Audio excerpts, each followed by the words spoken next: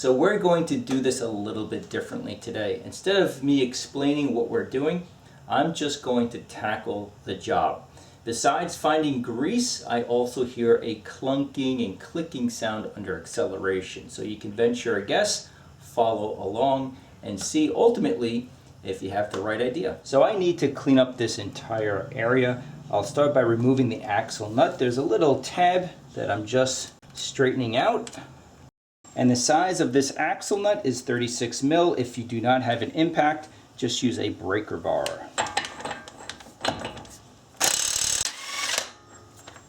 Always replace axle nuts. They're like $5. Don't reuse the old ones. Now we're going to remove the stabilizer link. Some penetrating oil. And there we go.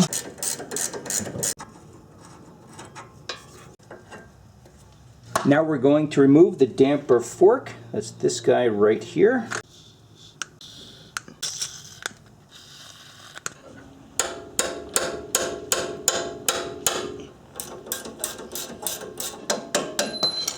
And let me know in the comments if you guys appreciate the use of just basic hand tools versus the cordless kind.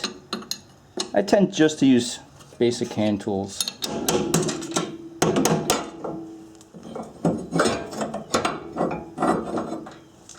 And now we're going to remove the nut for the lower ball joint. And I'm going to use a breaker bar to knock this out.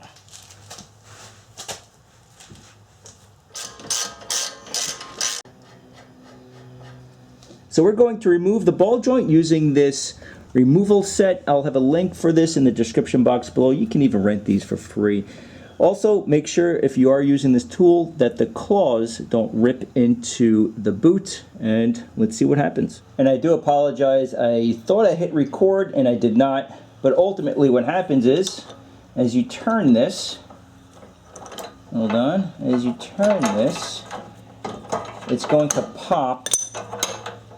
It doesn't come out slowly, it just pops the entire ball joint out. I'll include another link, I should have another link, or another video showing you of the process. Again, I do apologize about that, but this is loose from the lower control arm. So now we can remove the knuckle from the lower control arm and get access to what we're trying to get done today. Unfortunately, it's a little tight, but right here, this is what we're getting at. And as you can see, we have a ripped axle boot, and it's just spitting grease and gunk all over the place. So I'm going to place a drain pan underneath this axle. Now to remove the axle, I'll first try Mr. Long screwdriver here. If you have a pry bar, same deal. If that doesn't work, this is Mr. Backup.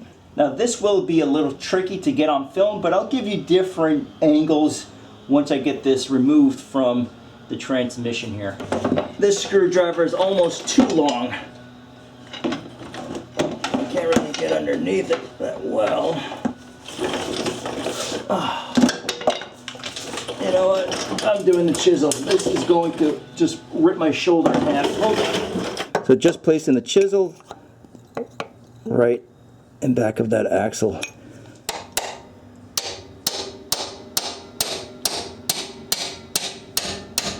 Okay, we're almost there.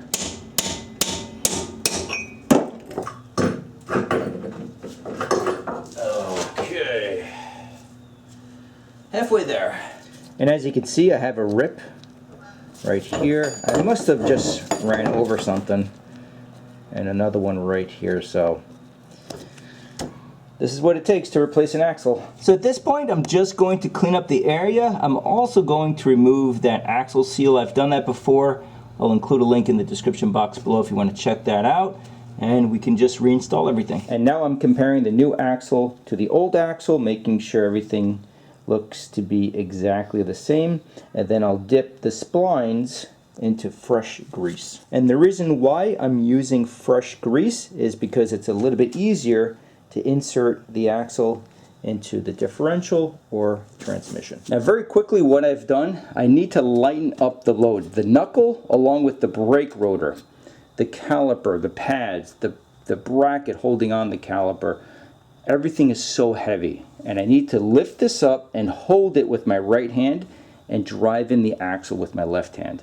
So I just removed everything, and it makes the job so much easier. What I will do is include a link in the description box below for a brake job that I did recently, and I show clearly and easily how to remove caliper, rotor, bracket, brake pads, and you can do this and knock it out. So this is what you're working with, and I think that's the nice thing about this channel. It's everything at home, okay? No lifts, no special tools. Seeing a professional do it is one thing. When you do it yourself at home in your driveway or whatever, it's a different realm of things that you have to go through. So this is a lot lighter, okay? With the brake, like I said, with the braking accessories, it's super heavy. So remove everything. Do yourself the favor. So I'm lifting up everything so I can hold it with my leg underneath, and then I'm just sliding in the axle, and it just snapped in.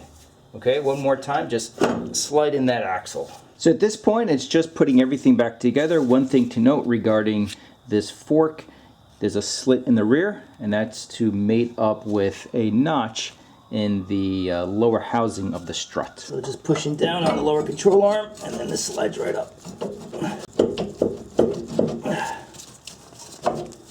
So this top fastener is torqued to 32 foot-pounds in my case. And the bottom fastener is 50 foot-pounds. And the lower ball joint fastener is 65 foot-pounds. But before I torque that, I just want to place some weight on the suspension before I torque it down.